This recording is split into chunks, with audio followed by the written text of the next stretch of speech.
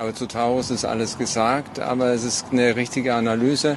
Wir brauchen Waffensysteme, die weit auch in die Tiefe des russischen Raumes erreichen, die angreifen können, Depots, Führungseinrichtungen, Flugplätze, Flugzeuge. Wir haben ja viele dieser erfolgreichen Operationen der ukrainischen Streitkräfte in den letzten Wochen und Monaten gesehen. Auch Deutschland ist bereit, solche Waffensysteme zur Verfügung zu stellen. Auch den Taurus? Würden Sie den Taurus liefern, Mai, Herr General? Wie gesagt, zu Taurus ist alles gesagt, aber wir liefern solche Waffensysteme. Wir haben heute hier vor Ort unterzeichnen können oder einer Unterzeichnung beiwohnen können zwischen der ukrainischen Industrie und dem ukrainischen Verteidigungsministerium durch Deutschland finanziert. Wir haben diese Initiative angestoßen erst Ende Mai und wir werden, die ukrainischen Streitkräfte werden aus dieser Initiative bereits Ende diesen Monats die ersten weitreichenden Waffensysteme geliefert bekommen und dann folgend in einer hohen dreistelligen Stückzahl. Und das wird die ukrainische Luftverteidigung, das wird die ukrainischen Fähigkeiten massiv verstärken in den nächsten Wochen und Monaten. Das ist eine Neuigkeit. Das dürfte die Ukraine, insbesondere auch den Präsidenten Zelensky, freuen. This is my video update on this Saturday afternoon, July the 12th, coming to you from Moscow. Let's talk about some news. And let's start things off with German long-range missiles to Ukraine. So we had this German military official speaking to this TV media channel in Germany, I guess, and he said that Germany is going to be sending long-range missiles to Ukraine. This was some sort of a military cooperation that was agreed on back in May. I believe the cooperation, I think I reported on this. It was a cooperation where allegedly Ukraine and Germany were going to work together to create their own long-range missiles so as to not send tourist missiles to Ukraine, right? That was the cover story. We know it's tourist missiles. Everyone knows that it's tourist missiles, but they created this cover story where Germany said they're going to do a joint venture with Ukraine and they're going to produce their own long-range missiles so as to not drag Germany into the conflict in Ukraine against Russia, because the Russians have said that tourist missiles being used in this conflict, being launched into the Russian Federation, would make Germany a party to the war. So anyway, they came up with this elaborate scheme, and they're fooling nobody. But anyway, that's what they're running with. And we had this German military official, I think his name is Freuding or something like that, and he said that by the end of July, they are going to be sending the first batch of long-range missiles to Ukraine in order to be used in the conflict. He talked about hitting the Russian Federation, hitting deep inside of Russia, hitting air bases, hitting military infrastructure. And he actually said by the end of July, or as time goes along, it's starting to rain. As time goes along, they're going to get a lot of missiles, a lot of long-range missiles are coming. 3 digits is what he said. A 3-digit number of long-range missiles.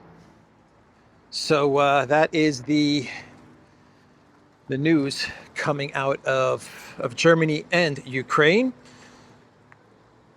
This military official did not talk about, or did not get into the details of who is going to be firing these missiles, providing the satellite information and actually launching these missiles into the Russian Federation. It's going to be Germany, of course. And oh man, it is starting to rain. I got a little bit of protection here. So yeah, it's going to be Germany that is going to be launching these missiles into the Russian Federation. We all know that. And we also know that we're talking about tourist missiles. That's my guess. Even the reporter that was interviewing this general whose name is Früding. That's this guy's name, this German Bundeswehr Major General, Christian Früding. Right. She even asked him if these are Taurus missiles, and he didn't really give an answer. He avoided the question. We're talking about Taurus missiles. Germany is getting involved in this conflict. Absolutely. Merz is pulling Germany into this war. And I believe that Russia is hunting down these Taurus missiles, because I don't buy the story that they're going to be. These missiles have been produced in a joint effort between Germany and Ukraine. I imagine they're being produced somewhere outside of Ukraine. But I think these Taurus missiles, and Germany's saying they're going to deliver these missiles to Ukraine. And I think these Taurus missiles have been in Ukraine the whole time. We've said it on the Duran in multiple videos. I think they're sitting in some warehouse. They were delivered many, many months ago, and they were just waiting for the Trump administration to get fully on board with escalating with Russia. And now it looks like the Trump administration is fully on board with escalation with Russia. And so they're going to take these Taurus missiles out of the warehouse and start to use them. Bad stuff coming, man. Very, very bad stuff coming. So Russia's hunting down these missiles. That's my thinking. And yesterday they launched a drone and missile strike throughout most of Ukraine, but they were focusing on Lviv, and they were hitting military facilities and a warehouse in Lvov. The Russian Ministry of Defense said that they managed to destroy this warehouse. I think the name of this military warehouse was called the Electron Warehouse or something like that. But I think the Russians are trying to hunt down these Taurus missiles. If I were to take a guess, they're hitting military facilities and warehouses, but they know that there are Tauruses somewhere stashed away in the west of Ukraine. And over the past couple of weeks, I think they've been trying to knock out and destroy as many Taurus missiles as they possibly can. So, man, escalation is a-coming. Germany is getting involved in this war big time. Merz is really screwing things up. These missiles, they're going to say these are Ukraine missiles. These are not Taurus missiles. That's what they're going to say. But are they going to fool anybody? They're not going to fool anyone. So Kellogg is in Kiev for a week. He's going to be in Kiev actually on Monday. He is going to hang out in Kiev, get this, for 1 full week. Keith Kellogg is going to be in Kiev for a full week. He arrives on the 14th, which happens to be the same day that Trump is going to be making his big announcement on Russia, right? Trump said he's going to make a big announcement on Russia on Monday, and Kellogg will be in Kiev on Monday. According to the Financial Times, in an article with the title, Donald Trump's frustration with Vladimir Putin prompts shift of tone on Ukraine. According to this Financial Times article, Zelensky is saying that Kellogg's going to be in Ukraine so that they can discuss next steps. Now that the United States is behind Project Ukraine again with Trump. Now that they are supporting escalation, and they're going to be providing weapons to Project Ukraine. Kellogg's going to be in Kiev for a week, according to Zelensky, so that they can go over the next steps. Kellogg in Kiev sounds like a movie title, huh? Sleepless in Seattle. Kellogg in Kiev, Podolyak. This is good movie title. Man, Trump put all his trust in Keith Kellogg, huh? And he can't let go of Kellogg. I can't quit you. I can't quit you, Keith Kellogg. Yeah. So Trump was asked about Russia and escalation, and Trump said that you'll be seeing things happening. He was asked about all of the drone strikes that have been hammering Ukraine and the missile and drone strikes, and Trump said that stuff is going to happen. You'll be seeing things happening soon. Oh man, it is raining hard. My bag is soaked. So, I need to get to some better shelter. Anyway, we're gonna power through. Damn it, we're gonna power through. The weather's not gonna stop me. The weather's not gonna stop me. So, Trump, what is he going to do? What is he going to announce?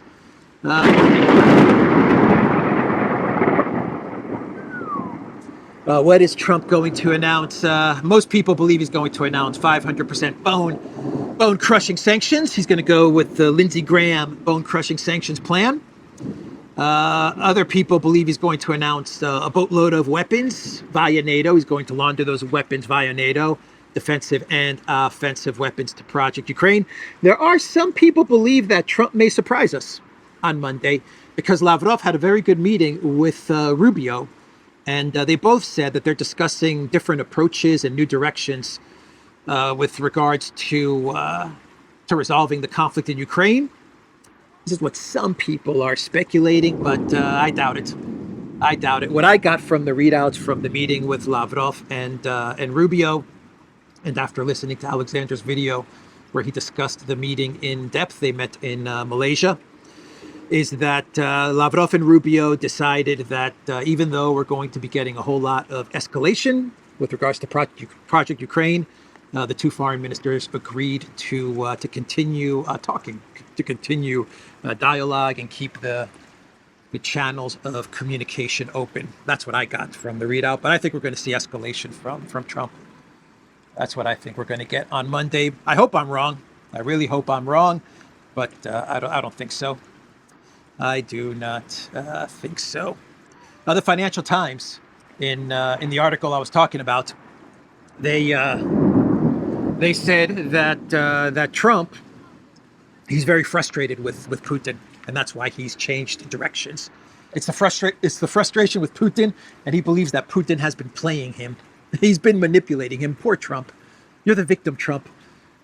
That evil Putin was manipulating you. You were the neutral mediator, man. All you wanted were good things for Russia, for Ukraine, for the world. You're the peacemaker. But Putin was manipulating him. That is what the Financial Times is saying. That's why Trump made this sudden change from trying to resolve the conflict in Ukraine and speaking with Putin and saying good things about Putin to now saying that Putin is BSing him and stuff like that. And now looking to escalate, right? So that was the reason for Trump's about face. He's being manipulated. Nonsense, man. If you believe that, then I don't know what to say. If you believe that poor Trump, was being manipulated by Putin, then you're crazy, man. You're crazy, man. Putin has had the terms, the root causes Istanbul Plus terms. They've been out in the public sphere for a year plus.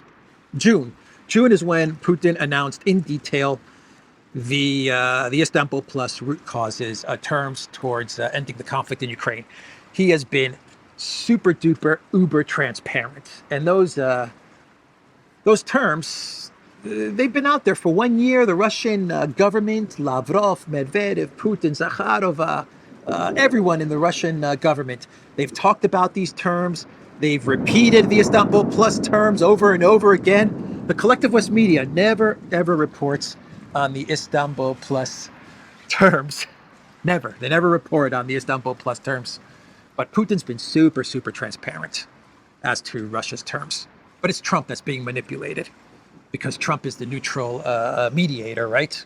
He's been neutral in all of this. he hasn't taken part in a proxy war between the United States and Russia, using Ukraine as a battering ram. No. That's not Trump. That's not the United States. He's been trying to mediate peace. He's the one manipulating. Trump is the one manipulating because he's BSing this whole U.S. is negotiating on behalf of Ukraine and of Russia, right? That's the manipulation, that the United States is the mediator in this conflict under U.S. President Trump. It's nonsense. Anyway, the Financial Times article also says, it's starting to calm down. Awesome. It also says that even though Trump feels like he is being manipulated and played by the Putin,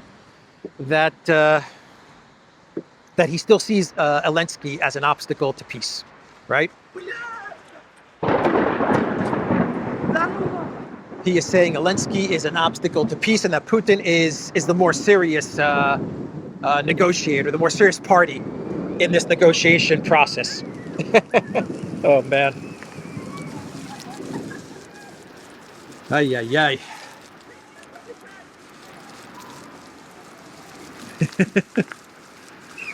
Oh, my God. Oh, my God. We're going to make it through. We're going to make it through somehow.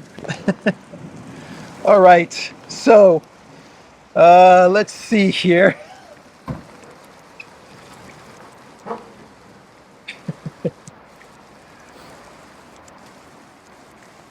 Let's see. Trump, what was I saying? Yeah, Trump is saying that Putin is the serious party in this negotiation. Come on, Rain, stop.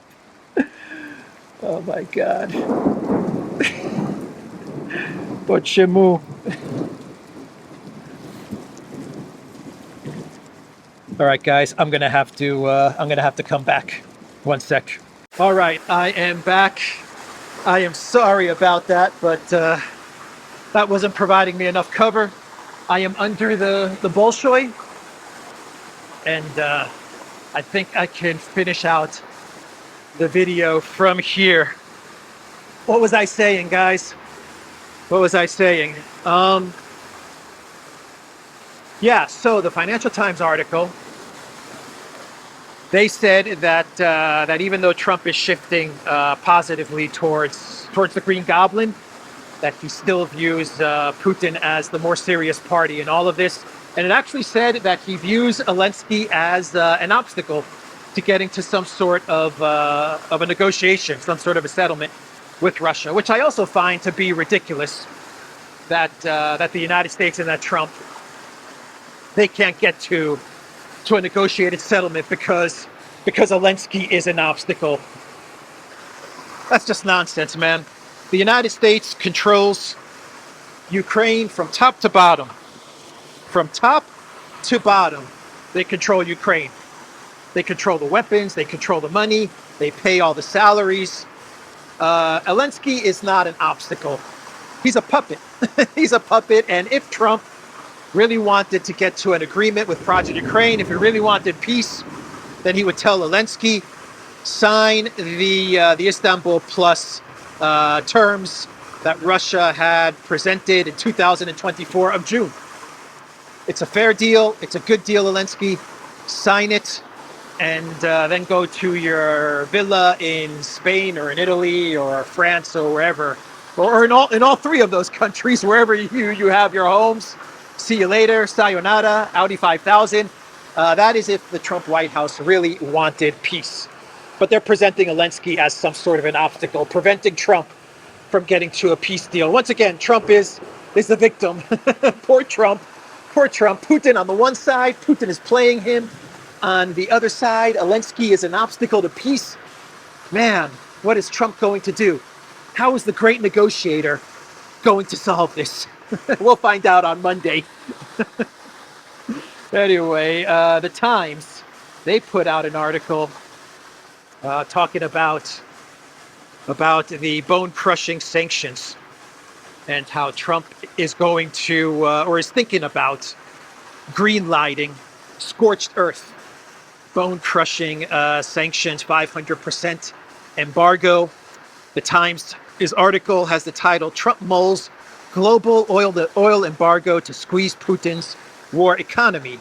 Growing frustration with the Kremlin might give Congress a window to press new Russia sanctions, but is the president really willing to pay the price? So the Times is, man.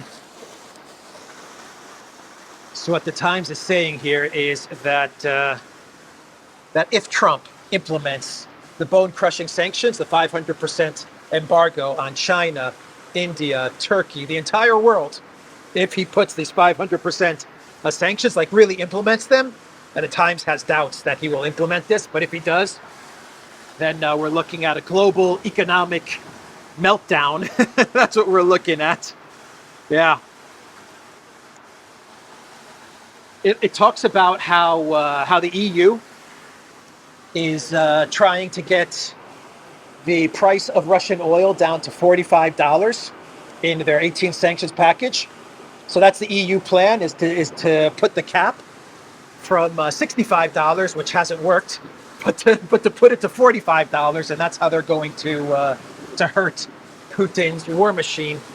But Trump's plan, according to the Times, is basically taking the price of Russian oil and scrapping the $45 price cap that the EU wants to implement and bringing the price of Russian oil effectively to zero, which would then cause the price of oil in general in the markets to go up to $100, $150. Who knows how high it will go once you, if you successfully manage to remove Russian oil from being bought and sold. So yeah, that's what the Times is saying. But it also reports that Trump is very hesitant to really implement Lindsey Graham's sanctions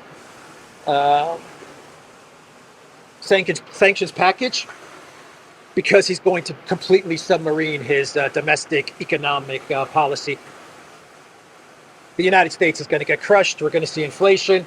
We're going to see rising gas prices. And Trump is very, very worried that if he goes along with Lindsey Graham, then his entire economic policy is going to go down the crapper. And then he's going to lose the midterms, and his presidency is going to be finito, kaput. Anyway, that's the Times. They're not saying anything different than what we have been saying on this channel or on the Duran. The 500% bone-crushing sanctions from Lindsey Graham is nonsense. If Trump is crazy enough and dumb enough to actually implement it, then you know what? So be it, man. So be it. Maybe he's so upset with the way that Putin is playing him and the way that Zelensky is an obstacle. Maybe he gets so upset that he says, okay, I'm just going to go scorched earth. The nuclear option, I'm going to embargo everybody. I am going to embargo China and India and Turkey and the entire world, because I'm feeling very upset that I'm being manipulated and played. Anyway, let's talk about Orban. And Orban is not letting go of the murder of a Hungarian citizen. I reported on this yesterday in my video update, and I did not mention that this man, a father of two, who the Ukraine military tried to force conscription into the military, that he's a Hungarian citizen. He's a Ukraine citizen, but he's also a Hungarian citizen, and the Ukraine military, they tried to force him to go to the front lines, and allegedly they killed him. That's the story. I can't confirm this, but this is what Hungary is saying. This is what Orban is saying. They tried to force him to go to the front. He resisted, and he wound up dead. And Orban, he's not letting this go. He is not letting this go. He put a video. He posted a video on X along with a statement. A Hungarian father of two was beaten to death during forced conscription in Ukraine. He was one of us, a Hungarian citizen protected by our constitution. This is unacceptable. We demand answers, justice, and an end to the war that made this possible. Our thoughts and prayers go out to his family during this time of grief. The way Orban is handling this, his anger and his demands for justice, for answers and justice from the Zelensky government is so different than the way the Biden White House and the State Department under Blinken handled the murder of Gonzalo Lira. Huh? They did nothing. They said nothing. They didn't care. The Biden White House and the Department of State. Orban does care, or at least that's the way it looks. He is very upset at what the Ukraine military and what the Zelensky government did to this Hungarian citizen. So anyway, that is the latest update there. And do we have some more news? How about Lula and the 50% tariffs on Brazil? So I did not know that Lula found out about the 50% tariffs on Brazil that Trump is putting on Brazil. He found out about it in the same way that that all of us found out about it, which is that it was posted on the White House website and on social media. And he's upset about this. He says this was very, very disrespectful from the United States. It was insulting. And he's right. Lula is right. Brazil President Lula, Trump could have called, but instead posted the tariff news on his website. A complete lack of respect, which is typical of his behavior towards everyone. Yeah, this was a major mess up from the Trump administration. I mean, you should, if you're going to place tariffs on any country, 10%, 20%, but especially 50% tariffs, which is just nuts. If you're going to place 50% tariffs on a country, especially a country as important and as large as Brazil, the least you could do is call up Lula or get the U.S. Embassy in Brazil to contact the Lula government and tell them what you're going to do. I mean, the fact that the Brazilian government found out about this 50% tariff on their country on the internet is crazy, man. Absolutely crazy.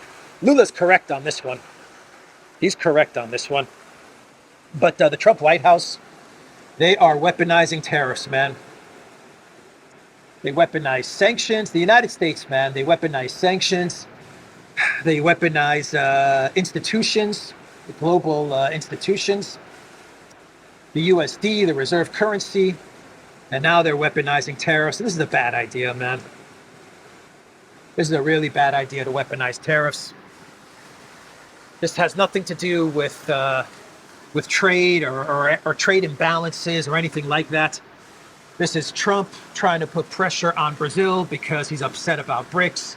He's upset about Bolsonaro, and he's now weaponizing his tariff policy, not for America first, but for some sort of a political goal.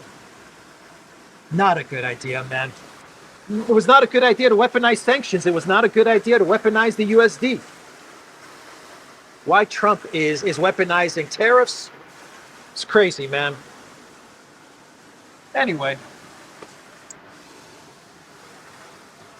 Let's go on to the next story, which is Dan Bonino, the second in command at the FBI.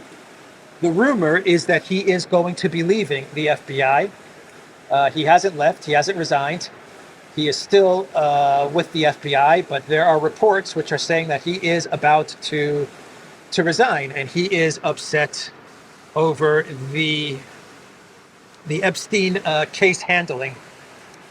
He's upset about the way that Pam Bondi handled the no clients Epstein thing, the memo that was sent out, the video that was sent out of the prison, which reportedly proves that no one went into the prison when Epstein was there.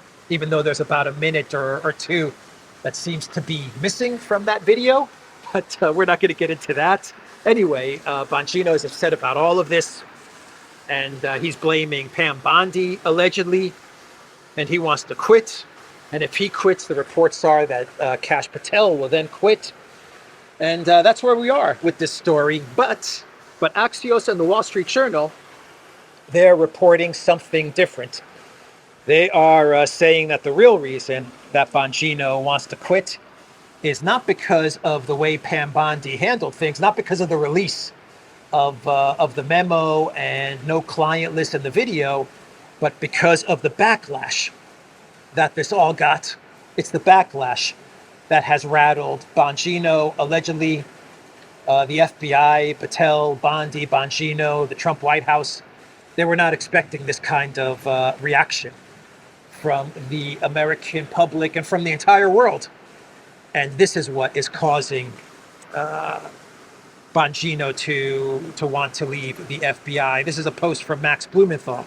Trump officials say FBI Deputy Director Dan Bongino signed off on releasing the missing minute Epstein video and had no problem until he got heat online. Following a wave of online criticism, Bongino lost his mind and staged a performative walkout.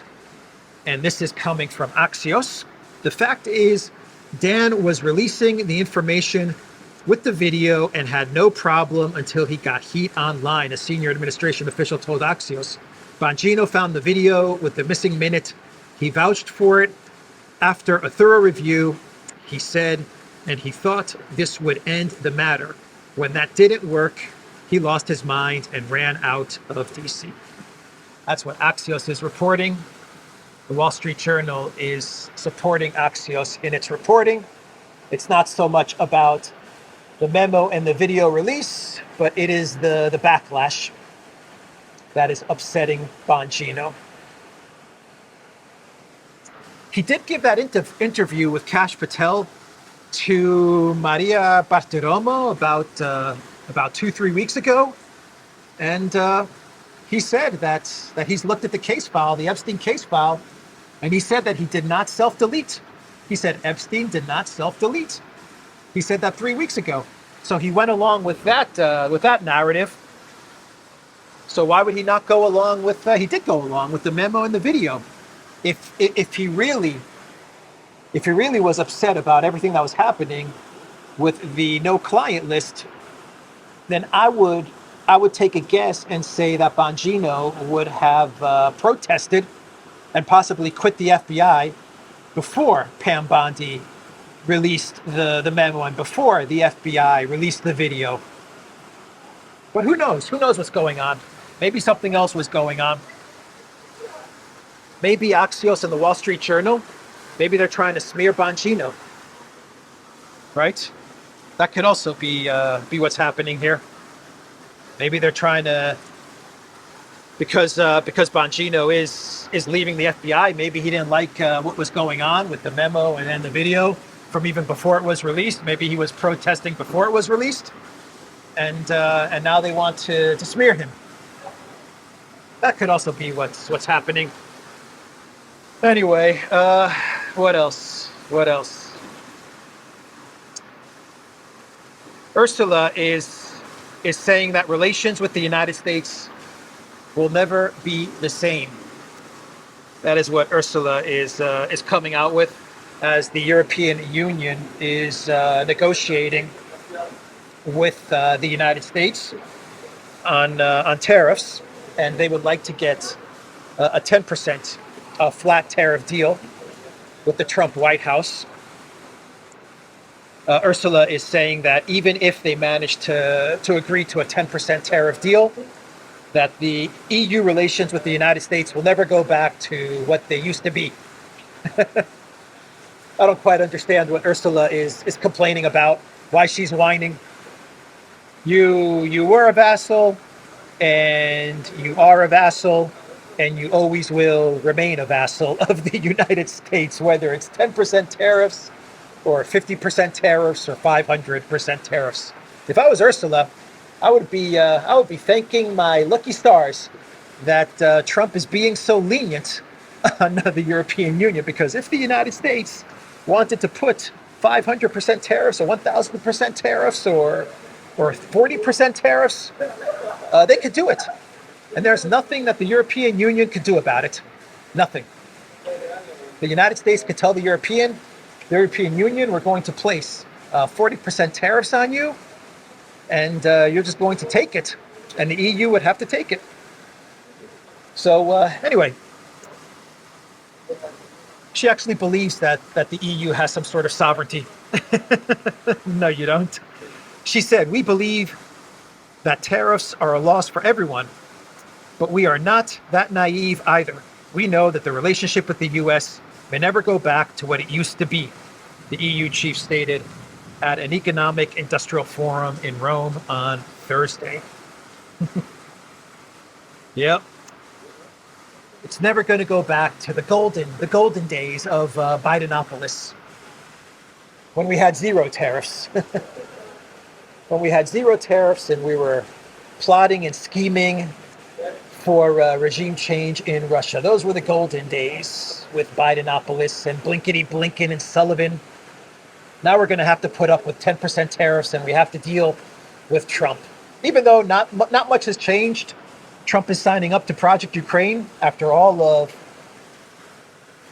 the back and forth with Project Ukraine over the past 6 months. Trump is getting on board the escalation train, but it wasn't how it used to be with Biden, was it? Anyway, the EU, just to prove how much of a vassal the European Union is, they were planning to put a tax on digital companies, digital services, big tech, social media services that were operating in the European Union. And the Trump White House told the EU, don't put a digital tax on our tech companies in the EU. And the EU decided to back down from that digital tax. You see, if the United States tells the EU to do something, they'll do it. They said, don't put a tax on our big tech companies and digital services. And the European Union said, okay, we'll not put a digital tax. And the reason that the EU was thinking about putting a digital tax was because they're out of money. Yeah, they're out of money. They're broke. They're bankrupt. And they were thinking, one way we can get money is if we tax big tech. They have money for Project Ukraine. That they have money for. Well, actually, that's not accurate. Project Ukraine is being funded from the interest on the Russian frozen assets, right? The interest on the Russian frozen assets is funding Project Ukraine. No, the EU's bankrupt, man. It's broke. It has no money. It's in recession. And now, instead of placing a digital tax on big tech companies and services, the EU said that they're just going to look to tax European companies a little bit more. So they're just going to increase the taxes on EU companies, and that's how they're going to try and make some money, because they are broke and bankrupt. So what else? What else? Still raining.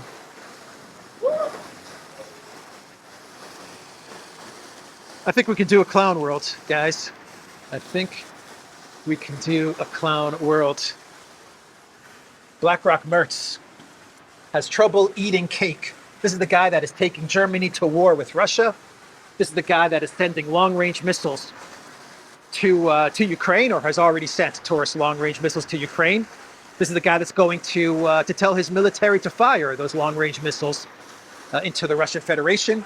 BlackRock Mertz can't hold on to his cake. Let them eat cake. But BlackRock Mertz can't eat cake. He has trouble eating cake. Yeah. So someone told him something. They were talking, and BlackRock Mertz got distracted, and he dropped his cake. Anyway, that is BlackRock Mertz, and we'll do one more clown world, and we'll wrap up this video. So, Zelensky is announcing that he has reached an agreement with Ghana. That is what Zelensky is saying. He is saying that Ghana will fund the production of drones in Ukraine, and in return, Kiev will assist in securing borders. However, Ghana's leadership has not confirmed the existence of such agreements. This is according to a post from Zlati71. So is that what's going on? People watching from Ghana? Has Zelensky made a deal with Ghana? They will produce drones for the Green Goblin, and in return, the Green Goblin will protect Ghana's borders. Yeah, something tells me that Zelensky's BS in here. Something tells me that he's been dipping into the secret sauce that Zelensky, the Zelensky number 5, too much Zelensky number 5, making stuff up about Ghana and securing Ghana's borders. Yeah, that's what Ukraine needs to do.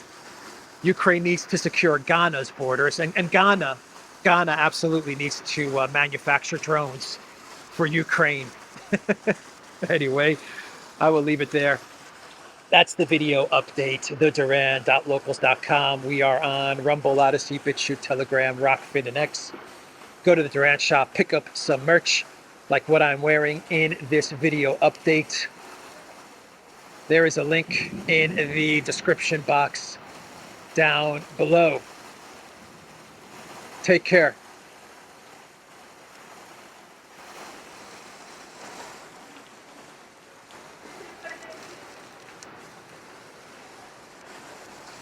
Hey, Bonino.